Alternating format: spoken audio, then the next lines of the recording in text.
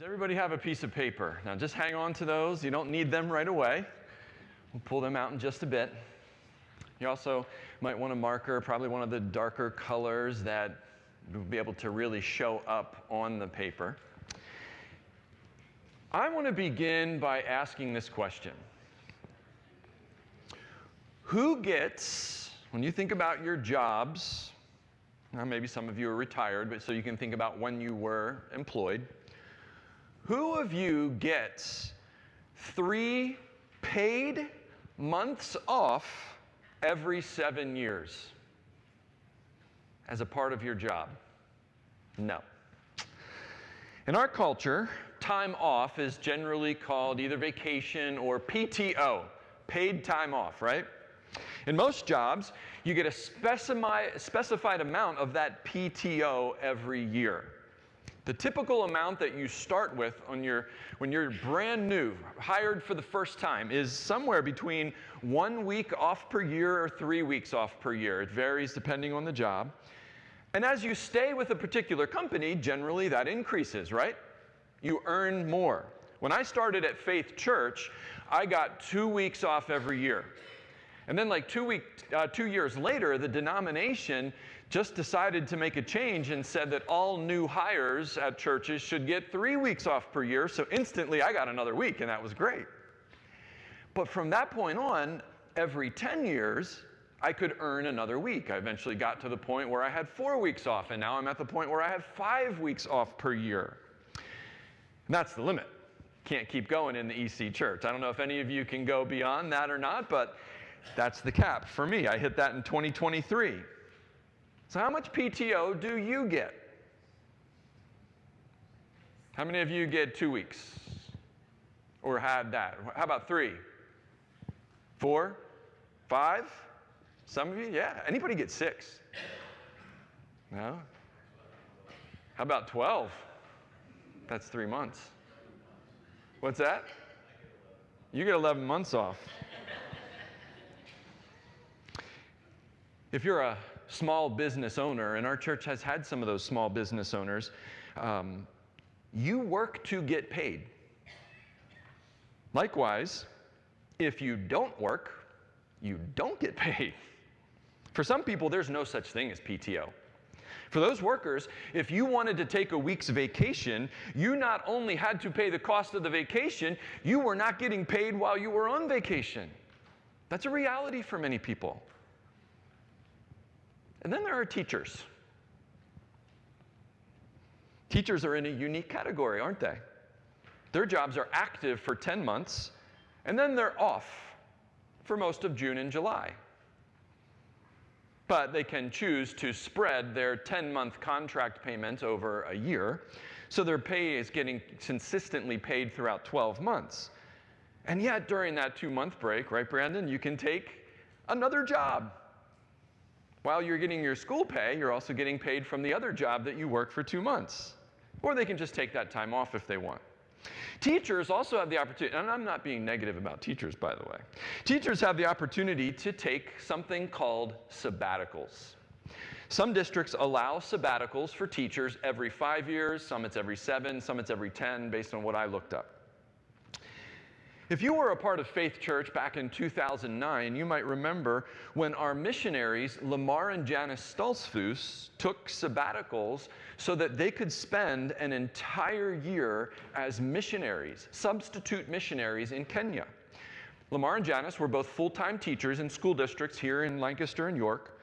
And what they did was they chose to take the full year sabbatical option. And for some teachers, you can do that. You can take a full year off. You're not jeopardizing your job, but you get paid at a 50% rate for that entire year. Another option would have been to take 6 months of a sabbatical at 100% rate. But the school in Kenya, it's called Rift Valley Academy, they really needed teachers for the whole school year. And so the Stoltzfuses took the full year sabbatical from their teaching jobs. They got 50% of their income for that entire year, and they reached out to fundraise the rest. And God provided amazingly. Some of you can think back to that, how in just a very short amount of time, it was something like 40 or 50 days, God provided everything that they needed. Well, you know the rest of the story. Lamar and Janice eventually left their teaching jobs and became full-time missionaries, and that's where they are to this day at Rift Valley Academy in Kenya. So, sabbaticals are a thing in our culture, in the education world primarily. But let's be honest. Don't sabbaticals seem like an extravagance? They're luxurious, aren't they? Pretty much an indulgence, unnecessary. Why should teachers be off for 2 months every year and have the opportunity for 6-month sabbaticals every so often as well? And then there are pastors. We get sabbaticals too. On August 1st, this coming Friday, I start a 3-month sabbatical. I'm super grateful for the opportunity. And yet I'm also aware that hardly anybody in our culture gets to take a sabbatical. So why should I get one? Not to mention the fact that I was on sabbatical back in 2018. Some of you remember that. Now another one? And I get that 5 weeks vacation every year too. Doesn't it seem like overkill? Is that fair to the rest of workers who don't get one? Are teachers and pastors' jobs more difficult than other jobs? Are sabbaticals an unnecessary extravagance? To try to answer these questions, turn with me to Leviticus chapter 25. It's page 100 if you're reading one of those pew Bibles. Page 100, Leviticus chapter 25. For the past few weeks, we have been studying the concept of Sabbath in Scripture. As you can see, the word Sabbath is very much connected to the word sabbatical. Well, we already studied the Sabbath day. But last week, you might remember I mentioned that there are actually 3 kinds of Sabbaths in the Bible. 3 kinds of Sabbaths that God asked his people Israel to keep. First, there was the Sabbath day. That was Friday sundown till Saturday sundown every week. Last week, we jumped ahead to the 3rd kind of Sabbath. It was a special year called the Year of Jubilee. After 7 Sabbath years, the 50th year happened, and it was called the Year of Jubilee. But now we backtrack a little bit to Leviticus 25, verses 1 through 7, and we're going to learn about that 2nd Sabbath, the Sabbath year. Here's what we read. The Lord said to Moses at Mount Sinai, "Speak to the Israelites and say to them, when you enter the land I'm going to give you, the land itself must observe a Sabbath to the Lord. For 6 years sow your fields, and for 6 years prune your vineyards and gather their crops. But in the 7th year, the land is to have a year of Sabbath rest, a Sabbath to the Lord. Do not sow your fields or prune your vineyards. Do not reap what grows of itself or harvest the grapes of your untended vines. The land is to have a year of rest. Whatever the land yields during the Sabbath year will be food for you, for yourself, your male and female servants, and the hired worker and temporary resident who live among you, as well as for your livestock and the wild animals in your land. Whatever the land produces may be eaten." So, just as the people are to rest 1 day of every week, so the land is also to rest 1 year out of every 7. For farmers, I wonder, how did that work? Does that mean that they had to store up enough grain in 6 years' time so that they could make it through year 7? Maybe. There might have been some of that. But what is more likely is that farmers divided their land into 7 parts so that 1/7 of the land was lying fallow every year. In other words, you always lived off of 6/7 of your land. The other 7th was a portion of land given over to rest for the Lord. Notice in verses 4 and 5, the Sabbath year actually covers the plants that produce annually. Fruit-bearing trees, berry bushes. In my garden, sometimes the tomatoes and the pumpkins just come up all by themselves. You know how that works, right? But in the Sabbath year, it says, the people are not to plant or prune. They're not to reap or harvest. They let the fields go. Now, it seems to me that there's a bit of a contradiction in the passage in verses 6 and 7 because they don't jive well with verses 4 and 5. Look at verses 4 and 5. The people are not to plant or harvest during the Sabbath year, but in verses 6 and 7, the Lord says that what the land yields during the Sabbath year is for them to eat. It's for their servants, their workers, their animals. So if they can't harvest, how are they going to eat? It seems that the point of the passage is what they're depending on for profit, for business, for sales. The land is not to be used for profit. It can, however, be used to sustain the family. In other words, God is saying, entrust yourselves and your land to me. It is good for the land to rest. And in the centuries since, science has proven that. Farmers should not overwork their land. It's good for the land to rest. But God is also saying, I'm not intending for you to starve, by the way. So what this means is that a landowner's income is only 6/7 of what it could be. That's 85.7%. Who of you wouldn't like a 14.3% raise? That'd be awesome. The Sabbath year is God saying, Israel, I want you to trust me with that 14.3%. Now, there's also a short parallel passage to this in Exodus 23. You don't need to turn there. I'm just going to read it. Because this passage brings out a little bit of a nuance that's not in the Leviticus 25 passage. Here's what the Lord says in Exodus 23. For 6 years you are to sow your fields and harvest the crops. But during the 7th year, let the land lie unplowed and unused. Then the poor among your people may get food from it, and the wild animals may eat what is left. Do the same with your vineyard and your olive grove. You hear that? The Sabbath year is to benefit those in need. That 14.3% that we give to the Lord, he is saying here, is to benefit people in need. And so God's heart is for us to trust him. Sabbath expresses God's heart for us to trust him so that people who have less will be cared for. Notice specifically how that attacks our human tendency for greed. When we give over that to the Lord, 1/7, we are releasing that to the Lord and attacking our desire for more and more and more. Jesus, in fact, would talk about this in Luke chapter 12. You can turn there if you want. It's verses 13 through 21. Luke chapter 12, verses 13 through 21. Jesus had an interaction with the crowd that he was teaching. It says, someone in the crowd said to him, "Teacher, tell my brother to divide the inheritance with me." Jesus replied, "Man, who appointed me a judge or an arbiter between you?" Then he said to them, "Watch out. Be on your guard against all kinds of greed. Life does not consist in an abundance of possessions." And he told them this parable.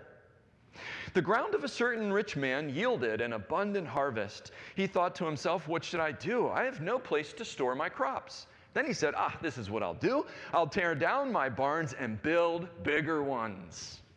And there I will store my surplus grain.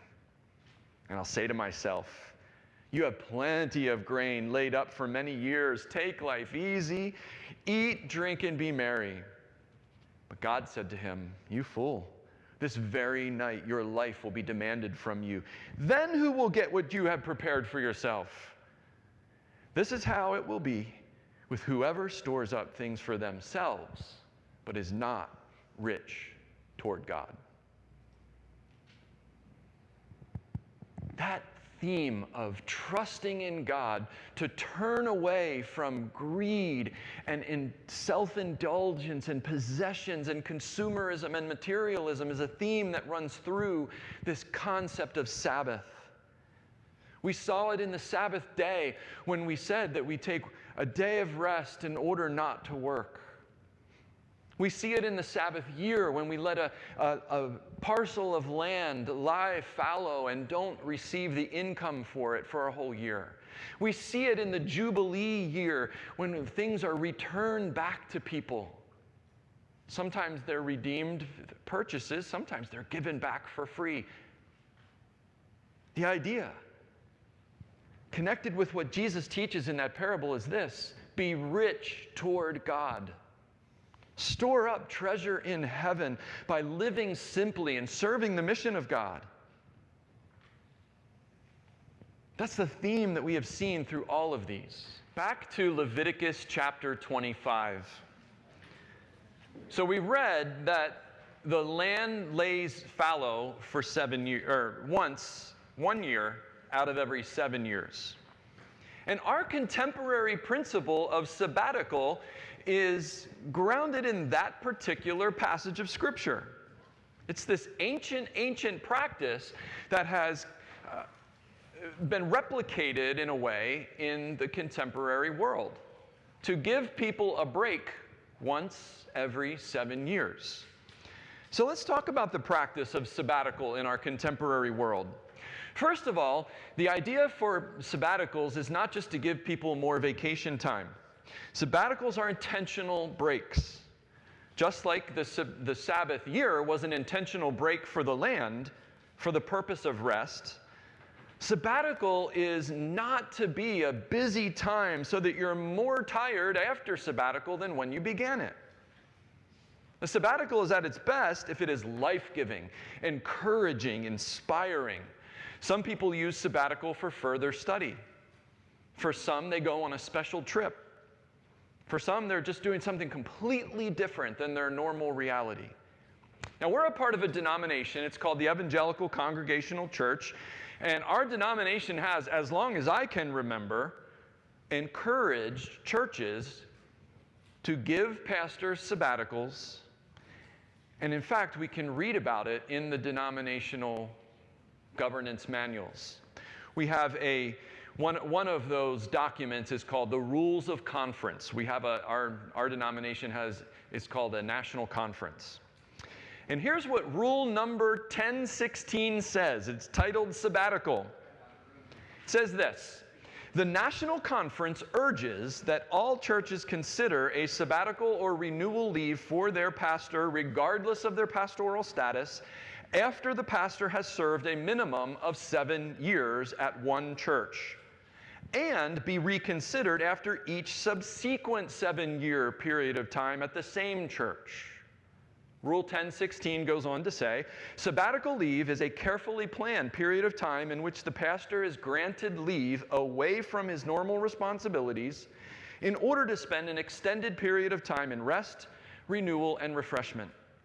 It is to be a time to receive spiritual nourishment, a change of perspective, to deepen the pastor's relationship with God, himself, and his family. It is to be a time of rest and cessation of his regular pastoral duties and activities. Why? What is so different about pastoral ministry that our denomination would recommend sabbaticals every 7 years? One source I found said this. This is from an organization called Soul Shepherding. Recently published statistics report that 75% of pastors report being extremely stressed or highly stressed. 91% have experienced some form of burnout in ministry, and 18% say they are fried to a crisp right now. 70% constantly fight depression, and 90% feel fatigued and worn out every week. So, in the EC Church's church health community, it's one of the groups within our denomination, they had a report this past year at our national conference in May, and it stated, this is a written report, wisely scheduled sabbaticals can prevent burnout by providing an opportunity to step away from regular routines. These sabbaticals are not glorified vacations. They may include vacation-like elements, but their aim is uniquely rest and rejuvenation for the soul. Sabbaticals allow pastors to cease normal duties, laying down taxing burdens, and reshape existing rhythms to press deeper into God's grace. And that brings me to Faith Church. I started at Faith Church in October 2002. I was the full-time youth associate pastor. That meant my first opportunity for a sabbatical could have come as early as October 2009. But I didn't actually take a sabbatical until July 1, 2018, 9 years later. Why? Well, for many reasons. The first and major one was because I became senior pastor on July 1, 2008, and Michelle and I talked about it and felt it would be unwise for me to ask for a sabbatical only a year after I became senior pastor. We felt it best to put in another 7 years as senior pastor. Thus, I would be eligible to take a sabbatical on July 1, 2015. The other reason was that Faith Church had never before given their pastor a sabbatical. There were 3 pastors in a row before me who had been here at least 7 years. So even when I reached the 7-year mark of being a senior pastor, a sabbatical was not offered. It had never been offered before. It just wasn't part of the normal rhythm of Faith Church. And so that 7-year period from when I became senior pastor on July 1, 2008 until July 2015 were regular years. They were some of the most joyful and, quite frankly, some of the most difficult of my life. When there's a pastoral transition at a church, any church, statistics have researched that on average 20% of the congregation moves on. That happened when I became pastor.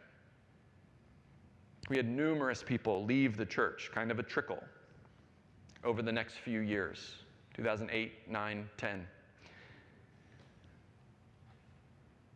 Primarily because they were not in favor of changes happening in the life and ministry of the church. Much of those changes had to do with worship. For example, in July 2008, we had a part-time choir director and a part-time organist. By July 2010, we discontinued both of those roles and created a new part-time position called the worship leader. That was a difficult transition for some.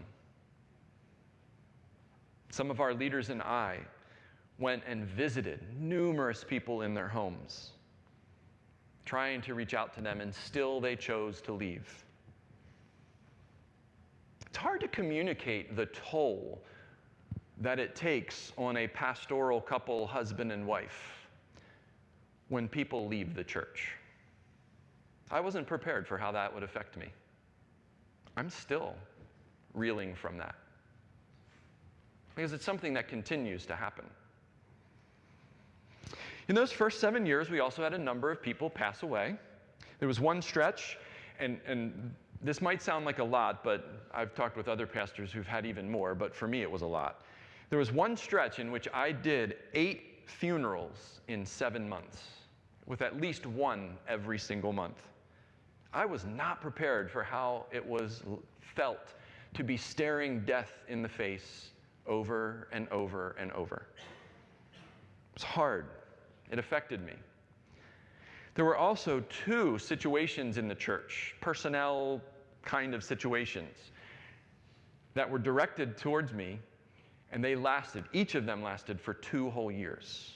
Many of you never knew about that and don't need to, because it was behind the scenes. Some of you that were leaders, you know exactly what I'm referring to.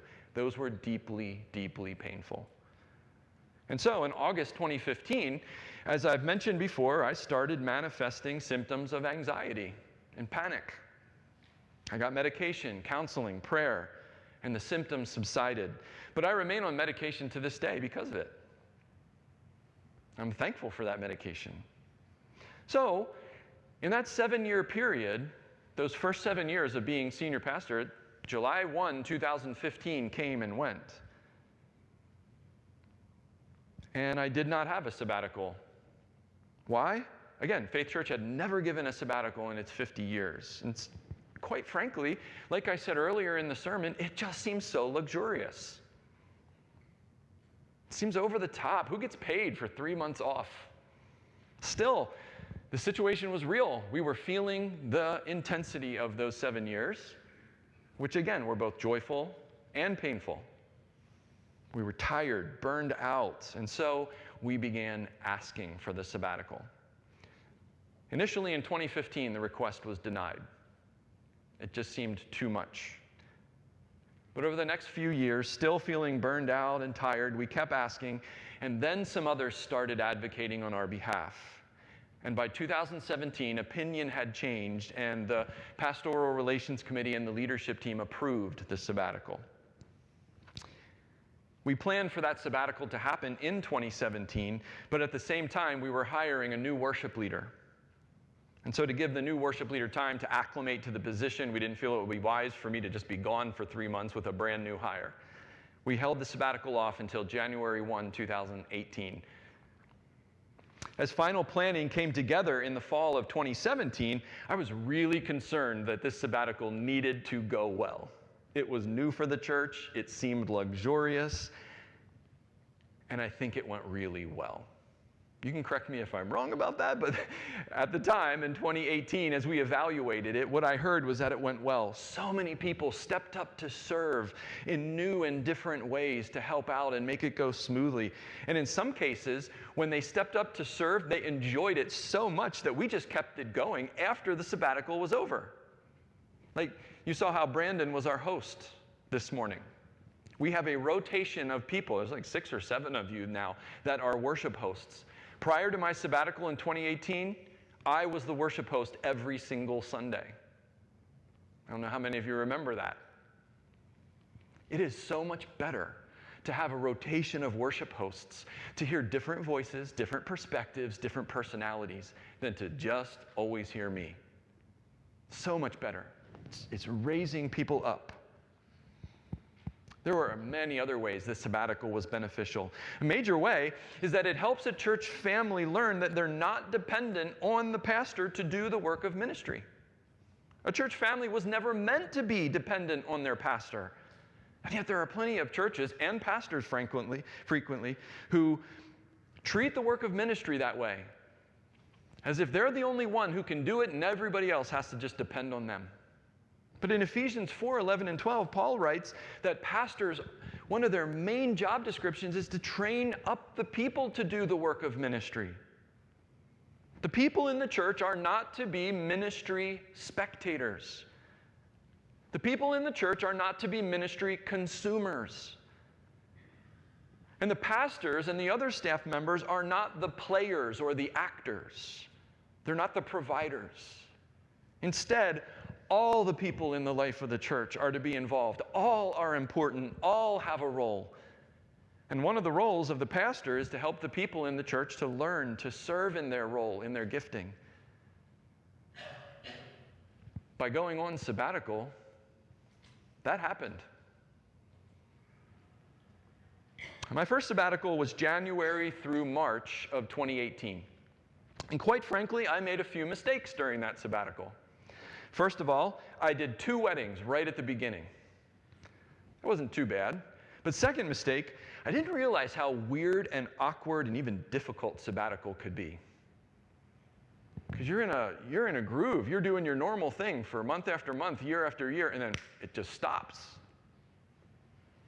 It's one of the reasons why it takes time to get used to a sabbatical. I was an emotional wreck for that first month of sabbatical. That's why sabbaticals are best if they're actually a couple months long. So months 2 and 3 were great. Third mistake was my first Sunday back from that sabbatical was Easter Sunday. Big mistake. To come back from a 3-month sabbatical to the biggest Sunday of the year. Not good. But it went well, I think. So what has happened since April 1, 2018? In the past 7 years, so much has happened. We started a capital campaign as a church back in 2017, and that continued through 2019. We resealed the parking lot, put in all new doors and windows, a new roof, new kitchen appliances, new Wi-Fi system, new alarm system, and a handful of other things. Our operations team did an incredible job leading all of that. But as the full-time staff person in the building, I also got my hands involved in many of those things. In the fall of 2018, I started my doctoral studies. 2 classes at a time for 5 semesters with little break in between. Fall 2018, winter spring 2019, summer 2019, fall 2019, that's 4, 1 more semester to go. Spring 2020. What happened in spring 2020? Yeah, the world blew up. School on Zoom. So many kids struggling. Every single day watching the news, seeing the reports of how many infections and how many died, and the healthcare industry was just absolutely topsy-turvy. But it wasn't just COVID, right? 2020 was a massive political year. 2020 had serious racial tensions across the land. And during that, it was actually during the COVID shutdown, I finished my doctoral coursework, passed my comprehensive exams, and that meant I was free to start writing my dissertation. And meanwhile, 2020 just raged on. I suspect 2020 will go down as one of the wildest years in just about all of our lifetimes, maybe ever. As a church, we stopped meeting in person. We scrambled to figure out how to be the church without Sunday worship. Chris started as our worship leader the very first day of COVID shutdown. How about that for being your first day on the job? In short order, we learned to use digital media like YouTube and Zoom and so on. I'll never forget Easter Sunday 2020. It was our very first ever live Zoom worship service. I was sitting in the church conference room by myself, watching as one by one, so many of you joined the worship service. I'll never forget, we were playing the song Death Was Arrested because it's a great resurrection song as people were joining in, and I just started crying because we hadn't been together for a few weeks at that point. It was emotional. Well, eventually we did reopen our building. We wore masks. We did a few events outside. Hospital and medical workers were still slammed. We watched those infection counts rise. Eventually, we made it through all of that and reopened the building, but I'll never forget Christmas Eve 2020. It was almost empty. We even did that as a combined worship service with Thrive, one of our rental churches. Hardly anyone was here. Now, to back up a little bit, the presidential election was nearing in October, November. I knew there would be people in the congregation whose preferred candidate would lose, and there were some whose preferred candidate would win. How does a church family have meaningful fellowship with one another when our political ideologies are so different and deeply held?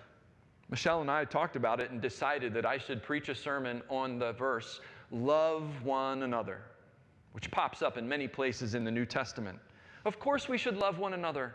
And our love for one another should just supersede any of those political differences.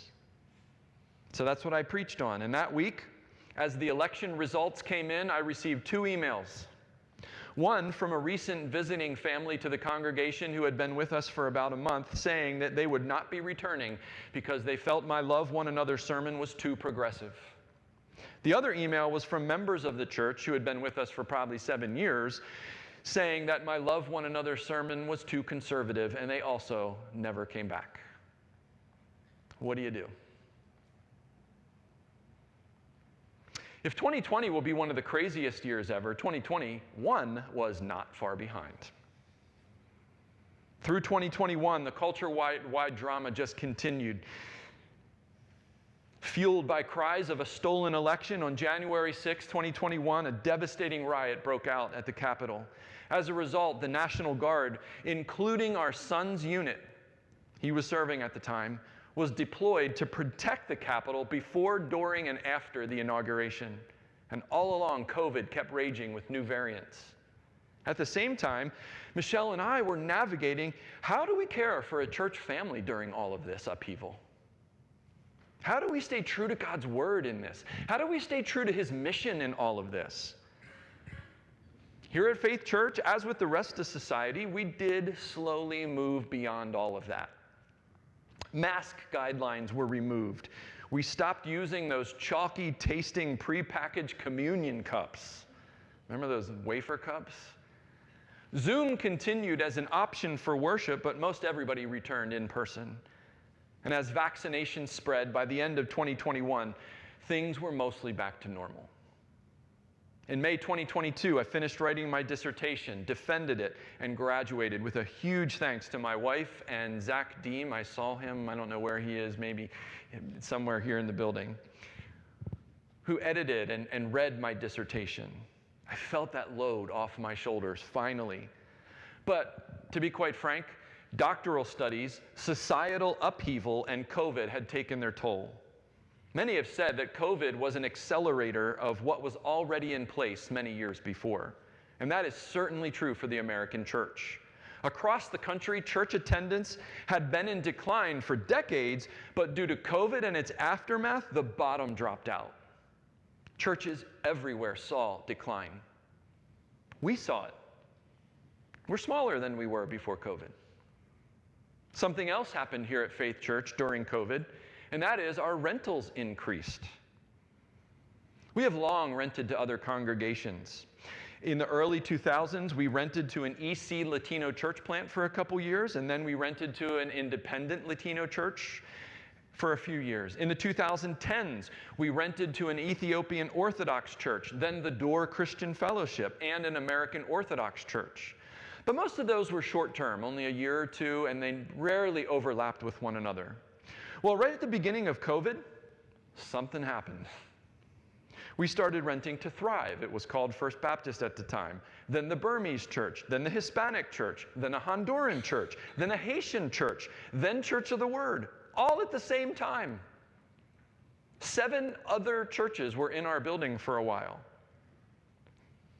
Never once did we advertise. Never once did we seek it out. What in the world? Even more churches approach us than that, by the way, and I can't remember how many we've had to say no to because we just don't have the time or space. It is an amazing, generous spirit of our church to open our doors to that many other churches. Whenever I tell that story to people, they cannot believe it. And just say it's true. Certainly mutually benefited us through rental income, and it benefits us through learning to share. That our building is not our own, it's God's. By the way, even though we lost 2 of those churches, we're regaining even more. Some of you have heard that Thrive is on the way out.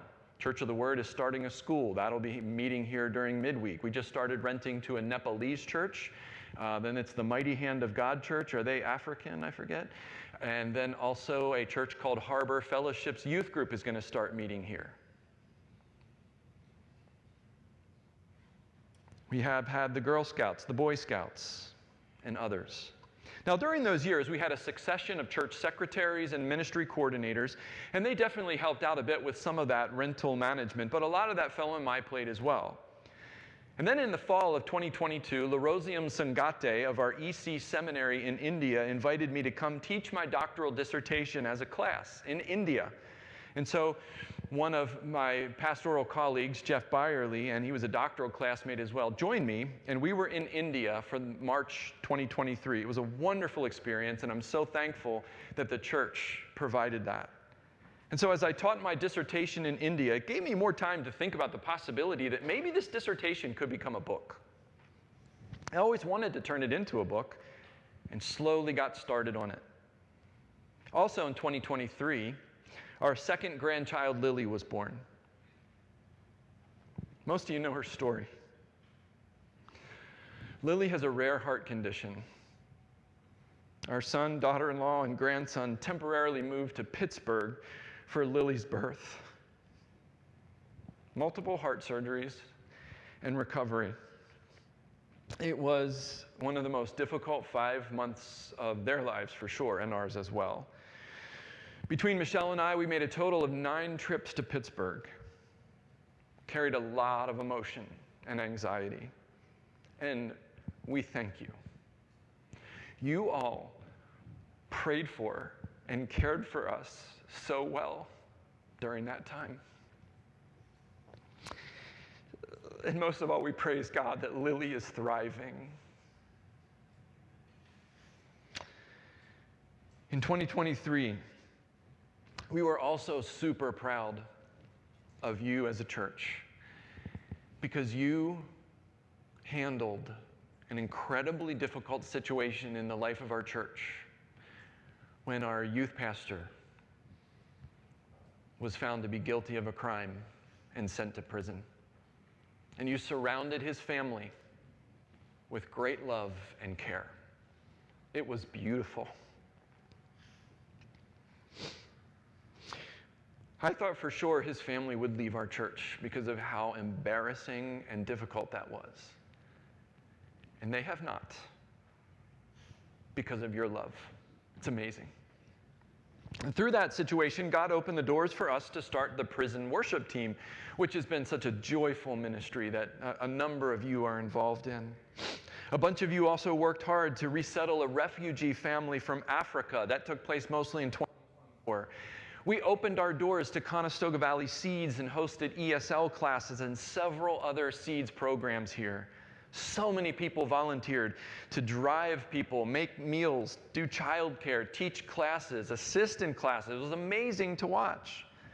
And through 2024, the main work of editing, rewriting, and new writing in my book took place, and it was published in December. Throughout each year, of course, in all of that, from a pastor's perspective, is the regular rhythm of communicating, preaching, visiting, pastoral care, dealing with crisis situations, and so on. And so as 2024 started, I knew that 2025 was coming just around the corner. 7 years since my last sabbatical. And so I requested it. And this time, right away, the PRC and leadership team approved it instantly. They did so that I could apply to the Lilly Foundation for a sabbatical grant. Lilly has a grant competition for pastors where they will pay for the entire sabbatical, but I was not selected. And so the sabbatical moved forward on its own, and God has provided. I tell you all this history from 2018 to 2025 to admit to you that I feel ready for sabbatical. I don't think it is owed to me. Frankly, I wish everyone would be able to get a paid 3-month sabbatical every 7 years. Our American approach to work generally glorifies excessive work and workaholism so that it could be culturally normal for some to view teacher schedules and pastoral sabbaticals as unnecessary indulgences, even wrong. I feel that concern. I feel guilty and wonder if others think I'm being irresponsible for wanting and taking a sabbatical, while at the same time feeling I need the sabbatical. So I'm deeply, deeply grateful for it. I think more people should see if their employers will grant paid sabbaticals. Did you see the trivia question that Chris put on social media this week? It was the first company that ever granted a sabbatical, right? Does anybody know? What was the first company that ever granted a sabbatical? McDonald's, right? You never know. Ask. I totally see why the EC Church recommends sabbaticals. And so I know this is going a little bit long, but I want to finish with this. Michelle and I want to tell you the plan for our sabbatical. And then as we do that, we want to ask for your prayer for rest and renewal. And if you could hand these out. This is a sabbatical plan that we want all of you to have so you know what we're going to be doing, where we're going to be, and we really would appreciate your prayer.